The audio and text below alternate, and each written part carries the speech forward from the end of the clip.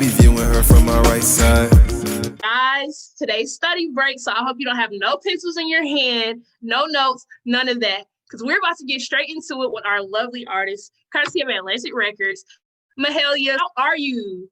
I'm doing good. I'm good. It is what time? It's 8 o'clock here in London. Wow. I know. Where are you guys? Wait, so where is everybody? I'm in North Carolina. Okay. And is everybody kind of in the same place, or are we all kind of dotted over? We're kind of all spread out. Oh, amazing. Okay, so I'm here in London. I'm good. I've been at home all day, doing some cleaning, doing some washing my clothes, and doing some housework. So I feel good today.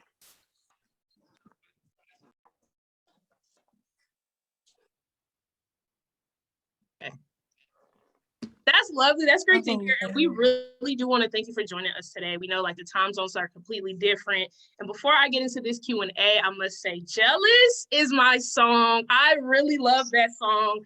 Y'all haven't heard it, definitely go check that out. Oh, thank you. That's my dream too. When I wrote, yeah, no, I was so when I put that out, I was so excited to like finally have that one out on the table for everybody to hear. And can I just say, it is extremely lovely to see so many people in here, and also just to see some of your faces.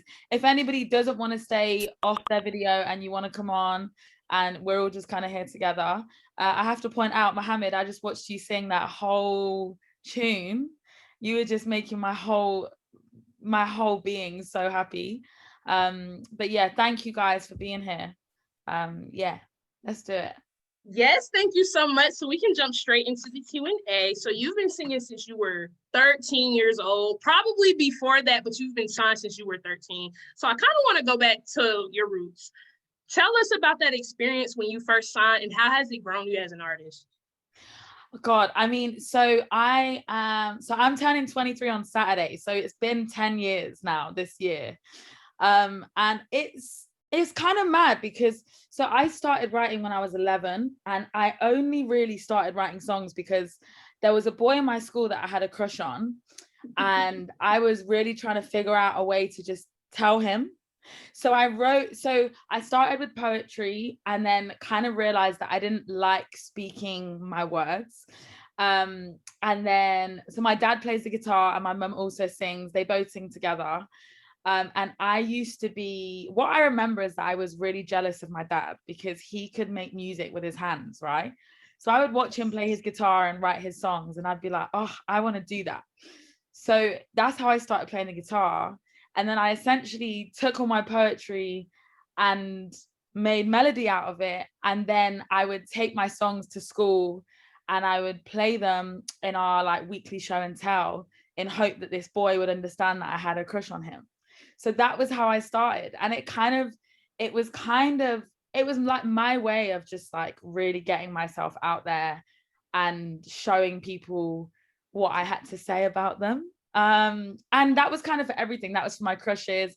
That was for the bitchy girls that I was dealing with in school. Like anytime that I had some shit to say, I'd put it in a song and I'd take it to the stage and I would show them all what I was about. So that was how it started. And then, yeah, signing at 13 was crazy because I'm from a small town. So I live in London now, but I'm from a really tiny little town in Leicester.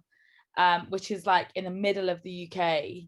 And this town's called Syston. And I grew up basically with the understanding that most kids there, like all my friends, you know, we all kind of expected to, you know, maybe have a partner, settle down, have a baby, get a job, and kind of just live our lives there.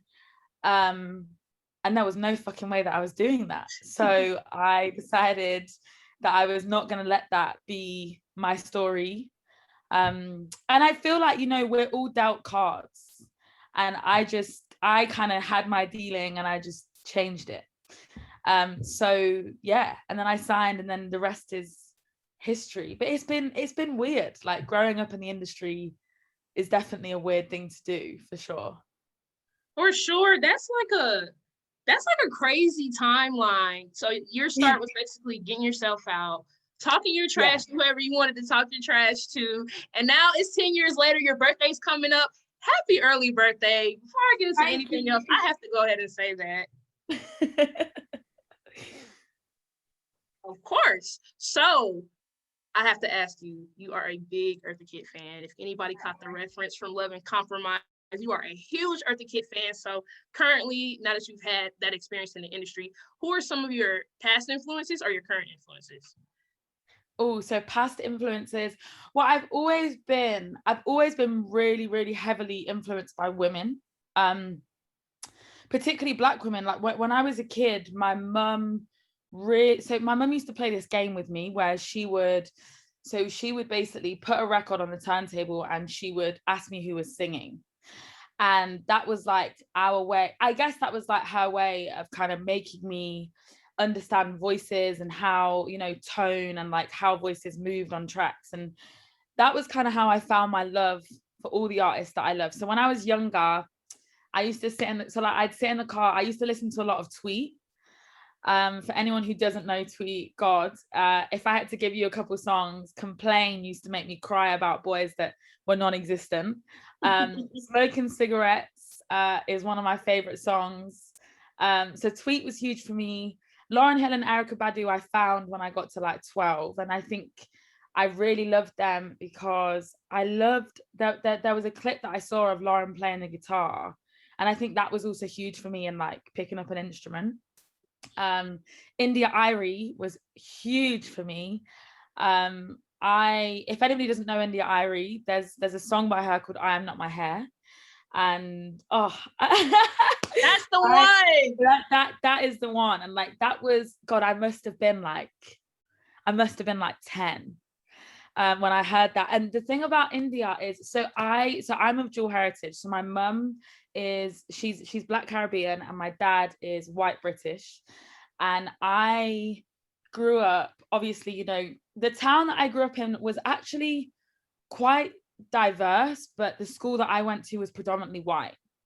So majority of kids, you know, I remember the first time that I wore my hair out in an afro and everybody laughed at it. And like, you know, there'd be comments made about my skin and about how white I was, about how Black I was. And it was all quite confusing. But most of it I found was to do with my hair. And India Irie and I Am Not My Hair, that was the first time that I'd heard a piece of music that I really related to and was like, whoa, this is inspiring. Like, not even as an artist, but just as a young woman growing up, not understanding my heritage and kind of wanting to tap into that more. That was huge for me as a kid. So they were my favorites. And then as I got older, I found Jill Scott, I found Angie Stone, who really are the bad bees of the music industry. Like some of the shit that Angie was spouting when she like from like 15 years ago is shit that to this day, she has a song called Pissed Off that when my guy stresses me out, I still sing so pissed off. Through the like there's still those bitches for me are huge for me still now, 10 years on. And now I love everybody. Like I listen to everything from SZA to her to Summer Walker to Daniel Caesar to Bon Iver to God. I mean, there's a long list of artists that I love. I'm really loving Giveon at the minute. Yeah, there's loads of people who influence me and inspire me daily. That's one of the beauties of R&B. Like, there's just so many heavy hitters in R&B from the past, from now. Like, the people you just named, I saw the comments going crazy. Somebody said it was the taste for me. I was waiting to say that. Y'all are hilarious in these comments, and make sure you all, if you have questions, definitely save them for the end because we will have a Q&A coming. But before we get to that, I have a few more questions. So with touring being at a halt, and you see we're all some of everywhere, what are some of the ways that you're staying creative while, you know, kind of connecting with your fans who may not be in your area, who may be, you know, all over the world? I think for me, I think a lot of artists have realized how important, well, not how important, but how amazing how amazing phones are. Like the fact that phones and like social media and the fact that we now have all these different platforms where we can stay connected and we can have conversations like this for me is the nicest thing I've done for the past year. Like this will make me tonight, after this, I'll probably have a drink, I'll probably go out with some friends, come back. Like this is very nice for me, and I feel like actually it's moments like this where I really feel inspired as an artist to like go out and do something. And I think it's looking at people's faces, it's getting the chance to see people again, because you know, like I mean, I just spent the last 2 years touring and like traveling around the world and like standing on stage each night and crying with you lot and like dancing and singing and just living. So the past year has definitely been strange, but I also think staying creative for me was about staying creative in all aspects of my life. So, you know, being on the road for 2 years also means that I haven't cooked a meal for myself in 2 years. And the past year has been about that. And it's been about reading again and like watching things that I missed, or like all of that stuff has kind of all made me stay up to date with my creativity and with my baby artist, you know, that kind of creative young child in me that kind of, you know, as you get busier, that goes away. But now I've had all this time to be bored. So I'm playing my guitar again. I'm singing in the shower again. I'm doing all the things that I was doing before I was so busy. So I think that's been a really special thing about the past year. I love that. That's lovely. That seems like you have so much going on. And you're kind of like rediscovering some of the things you love to do. Like you said, you picked up your guitar. That's amazing. Thank you. Of course. I cannot wait to hear what you come up with out of just picking up your guitar and just, you know, writing and, you know, being with yourself again. And Cool. so, you know, one of the things I admire about you is your confidence and your transparency. I was watching a clip and you were saying how there was a moment in a tour that you've done where you've made sure to tell the ladies, like, you know, don't feel pressure to wear bras and things like that. And I was like, that is so iconic. Like, I cannot wait to ask her about that moment. So how important for you is it that you remain transparent in that way, whether it be an interview or any of your music? How important for you is it? It's so important. I feel like it's kind of, for me, that was always what made me feel different, particularly when I was coming up here in the UK, just because, I mean, actually, when I went to America and I saw a lot of my favorite artists out there, I realized that they all do that too. Like, I remember once seeing SZA on stage and she was just chatting so much funny shit about guys and about her friends. And like, I could tell that it was honest and it made me feel close to her. And I guess it's so important for me, and it's important for me to like show people how human I am and how human we are as artists, because I mean, some aren't, or like some kind of act like they aren't, but I think for me on stage, you know, like it was always important for me to tell girls, like, don't listen to anyone who tells you that you have to wear a bra or you have to have your body this way or you have to wear this shit or put that on your face, because I did that for too long. I think that was the thing, was that I was really kind of, I wanted to give young women and just young people something that I never felt like I really got when I was a kid, I guess. And I think as I get older, it feels even more important. It like that transparency feels so important. Just to be clear with my messaging and like, yeah. And also sometimes I get shit wrong, you know. Sometimes I say things and like people kind of look at me like, oh, should you have said that?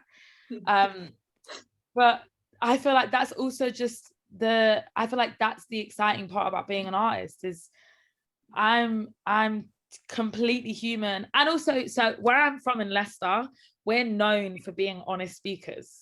Like there is no way that I could ever chat shit about anyone and not get a slap across the face. So I grew up in that way, you know. I grew up in a way where like, if that girl was talking about me, bet I'm going to go and see her in the maths class and ask her, yo, what did you say? And it's never really smoke. It's just like, it's just honesty and it's Honestly, clear. for sure. Yeah. And so I feel like that will always be in my character. love that. Um, I want to go back again, of course, to the Love and Compromise era. And you gave your definition about it, but I wanted to know for you, how has your definition of Love and Compromise changed since you released that project, and if it's changed at all? It's so changed. Wow. I was not expecting for you to say that. Honestly, I was not. I mean, the thing is that it hasn't changed in the sense that, you know, everything that Eartha says in that first track where she's talking, where she's not even talking, she's kind of just laughing. Like when the guy, for anyone who hasn't heard it, the interviewer asks Eartha Kitt, you know, would you ever compromise for a man? And she literally starts cackling, laughing. And she's just going, I'm sorry, why would I ever do that? So that part of it, I still am 100% there. Like I still completely agree with that. But I think, so when I started writing Love and Compromise, I was in a relationship. I was in quite a toxic relationship and I didn't realize. So I was in a relationship where I wasn't toxic. I think I was 19. I was 19 going on 20, still kind of getting to know myself. And I didn't really understand that the guy that I was with was damaging a lot about me, from my self-confidence to, you know, well, kind of everything, if I was being completely honest, as I said, too honest. But so writing that album, I was really on a journey. Like I was on a journey of understanding love and understanding compromising, and then understanding control, and like how, you know, I was kind of associating this love that I was getting from this guy and this controlling behavior as, I was associating that with love. And so when I started writing the album, I was kind of confused, and I was trying to, by using that Eartha Kitt interview, I was almost trying to manifest that for myself. I was trying to put that in there and really make my messaging clear. And as much as I was speaking to all of you and speaking to everybody listening to the album, I was also speaking to myself. I was saying to myself, no, you can't compromise anymore. And then it wasn't until, God, I've never told anybody this. This is quite exciting. So then the album came out in September 2019, and I flew straight to the US, toured it. And halfway into that tour, I broke up with him, which was amazing. And like, really, just like really great. And like the first time ever that I really felt like I'd gotten out of something that could have been potentially quite dangerous. And then went away, did some learning, lockdown here happened, coronavirus happened. And I kind of, at the end of last year, met someone who I don't compromise with at all, but I'm also very, very open to him and what he could like, and what he gives me spiritually, emotionally. So it's quite funny. I've kind of been on this journey where, you know, I needed that year to like sit in my apartment and find myself and like, and heal myself and become whole again, in order to go, okay, I am now Love and Compromise. Everything that I said in that album, I now am. And now I'm in a different place, and now I'm going to move on and like find out what the next thing is. So actually, I take back what I said in the beginning. I am Love and Compromise, but I don't know if I was when I put it out. Look at how that just manifested itself. Release the album, now you're on a tour, which is also like for another release in your life, which is also symbolic like how you're about to go home, fall in love. I love that for you. That's amazing. And so since we're talking about love, a huge portion of that would be, you know, the love that you give to yourself. So how important for you is it that you take time outside of maybe what may seem like a busy work schedule and just love on you? Oh, what do I do? I feel like I was really bad at that before lockdown, because, and I feel like maybe all of us were like that. I feel like we all move so fast, you know, and like whether you're at college or whether you're at school or whether you're in a job or in a career, it's like we all kind of move so quickly that we don't actually look around and take care of ourselves. So I think my biggest thing has been just time alone. And I'm still quite bad at like spending time on my own. Like I really struggle with that. That's something that I've kind of been working through over the past couple of months, is how I can sit on my own and be comfortable with my own company and be happy.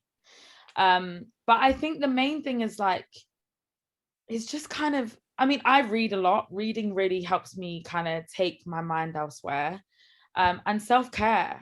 But I kind of, in the past, I'd say in the past month, I've really gotten into, you know, things that I can do at home, whether it's herbally or through nutrition or through exercise. Like I've just started doing this yoga 30-day challenge on YouTube that I'm really enjoying, because it's like an hour every morning that I get with myself when nobody else is around. So there's a few things, but I feel like I think everybody has to find something that's theirs and that nobody else has, and that no one else can come into, because that time on your own and like loving your own company is really important. And I wish that I'd have found that a little bit earlier, but 22 isn't too bad. For sure, that's beautiful advice for anybody that's like on the self-care journey, because for me, I just believe it's endless. You wake up every day, you might find out something new about yourself that you didn't know 2 hours ago. And that's the beauty of it. That was some really good advice for sure. And with your discography, all of your music, this question might be the hardest question you've ever had to answer, but give me your top 5 Mahalia records. What is something that would get you hype? What's going to make you cry? Like, give us a mixture of all of it with just 5. Okay, so, with just 5. Okay, the first one, the first one for me is if you're just kind of feeling love and you maybe want to, you know, have a little slow jam moment, I would say Grateful. That's one of my favorite songs that I've written. I got a tattoo of it on my arm, actually. I don't even, God, it's so cute. That's one of my favorites. So I would say Grateful for that. And then I would say a heartbreak song. Oh, do you know what? I think it will always be Sober for me. Okay. Sober, but I will be cheeky and I will say I think it's the Colours version over the studio version. I love them all, but I think that one, I remember how much I felt that when I was singing it, so I think that one. Another heartbreak one, because, you know, heartbreak is one of my favorite emotions. I would say What You Did with Ella May. That one was just like, yes, that one was just, for me, I love calling people out for doing shit to me, and What You Did was that, you know.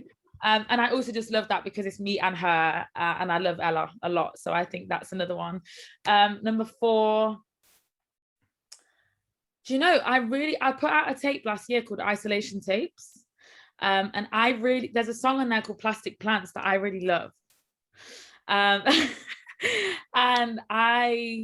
that tune for me, I don't know, I just love it. I love the imagery. I remember writing it and being so proud that my brain was being so intellectual. So I'd say Plastic Plants. And then 5th, I'm gonna have to say I Wish I Missed My Ex, just because I really wish I missed my ex. And they definitely agree with you in the comments, and I'm glad to hear it. They agree with you in the comments. I love these comments so much. This is giving me so much life. So now it's time. Unfortunately, we have to close right here. So I'm going to ask you this very last question. I assume everyone in here is in college, and since this is study break, what advice do you have for a college student that may be, you know, in between exams, stressed out? How would you manage that, and how would you handle that? I mean, okay, first off, I never went to university. I really wish that I went to university, but I didn't. So firstly, I think you lot are the superheroes of the world, because I don't think I could have taken that kind of pressure, which is why I didn't go. But I know that when I get super stressed or when things are just feeling a bit heavy, I have some fucking fun. Like, have some fun, listen to some music, have a bath. Baths are really, really great for stress. I see you all giggling at me, so you can really tell that I never went to college. Have some fun. Red wine is a huge one for me. You know, while while you're studying, like when I mean, I don't study, but I definitely spend a lot of time like doing admin and stuff on my laptop and like getting stuff done. And just a glass of red wine sometimes just takes the ease off. Also staying connected with people who are important to you. When I'm stressed, it's so important. Like, if I'm stressed, right, I'll be in my house and I'll be on my own and I'll be stressed and I won't tell anyone that I'm stressed. And then say by chance my bestie calls me and we're on the phone for 15 minutes. I haven't clocked that after that call, I'm so much less stressed. Or like, I speak to my mum a lot.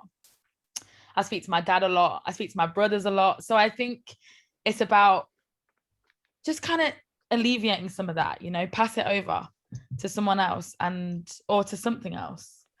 And also don't be too hard on yourself.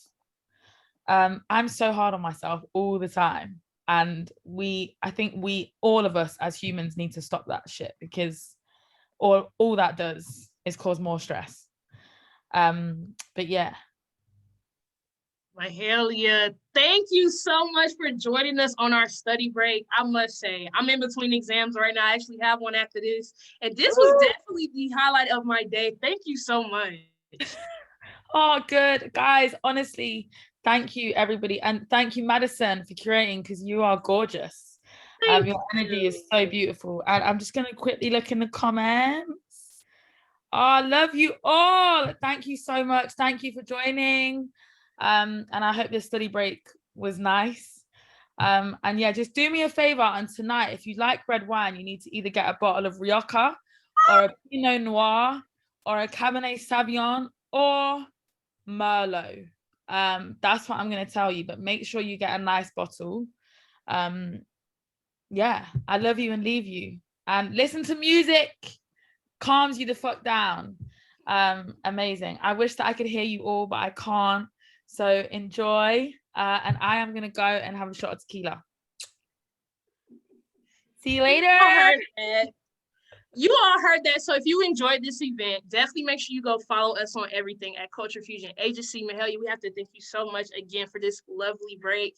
And thank you to everyone who came out. I hope to see y'all's beautiful faces again at our next event, which is actually this Thursday. We have a press event for any college journalist featuring the artist Murray. He's dropping his tape on Friday. So I hope to see you all here. Thank you so much to everyone who joined this event. Yes. Love you guys. Enjoy. Be safe as well. Test drive, seeing if you like it. But I love it, so I can't give up.